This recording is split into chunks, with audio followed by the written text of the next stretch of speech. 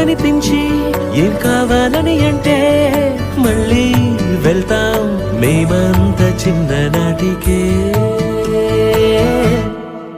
ఆ రోజులు మళ్ళీ రావు.